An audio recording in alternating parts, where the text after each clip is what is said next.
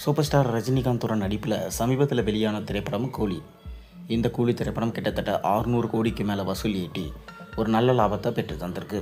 என்னதான் கம்பெனிக்கு லாபம் கிடைச்சாலும் இந்த படம் கலவையான விமர்சனங்களை பெற்றது.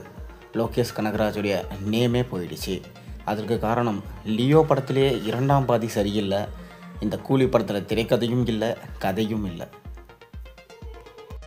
இது லோகேஷ் படம் மாதிரி இல்லை என விமர்சனம் சொன்னவங்க எல்லாருமே தெரிவித்தாங்க. அது மட்டும் இல்லாமல் ரஜினி படத்துக்கு ஏ சர்டிஃபிகேட்ன்றது குழந்தைகள் மற்றும் பெரியவங்க போக முடியாத சூழ்நிலை ஏற்பட்டுடுச்சு. இதனால் இந்த படத்துடைய வசூலும் குறைஞ்சது. மேலும் 1000 கோடி கனவு கனவாகவே போய்விட்டது. 600 கோடி வரைக்கும் தான் இந்த படம் வசூல் செஞ்சது. அதிகாரப்பூர்வமாக 500 கோடி தான் என்று சொல்லப்படுது. அதைத் தொடர்ந்து இப்போ சூப்பர் ஸ்டார் ரஜினிகாந்தோட அடுத்த படம் ஜெயிலர் 2. இந்த படத்தை நெல்சன் அவர்கள் எடுத்துகிட்டு வராரு. இந்த படம் ஜெயிலர் படத்துடைய சீக்வல். இந்த படம் கண்டிப்பாக 1000 கோடி அடிக்கும் என்று நம்பப்படுது. 1000 கோடி 2000 கோடி என்ற கனவை விடுங்க, ராஜமௌலி ரஜினியை வச்சு படம் பண்ண போகிறாரு.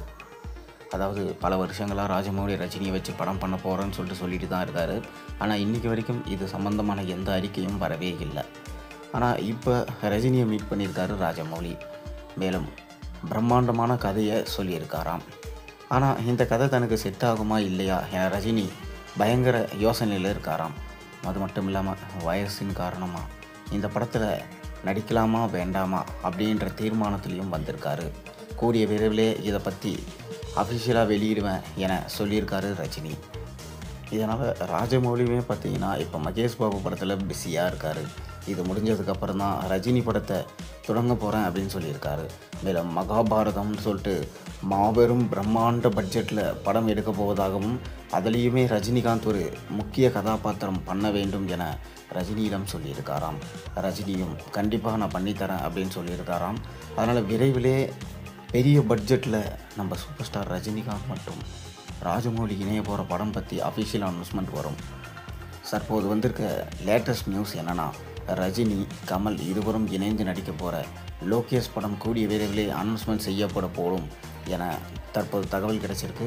நீங்கள் என்ன நினைக்கிறீங்க? யாரோட படம் முதல்ல எடுத்தால் நல்லாயிருக்கும்? உங்கள் கருத்துக்களை மறக்காமல் கீழே கமெண்ட்டில் சொல்லுங்கள். மேலும் சேனலுக்கு சப்ஸ்கிரைப் பண்ண லைக் பண்ணுங்கள், பெல் ஐக்கனை ப்ரெஸ் பண்ணுங்கள்.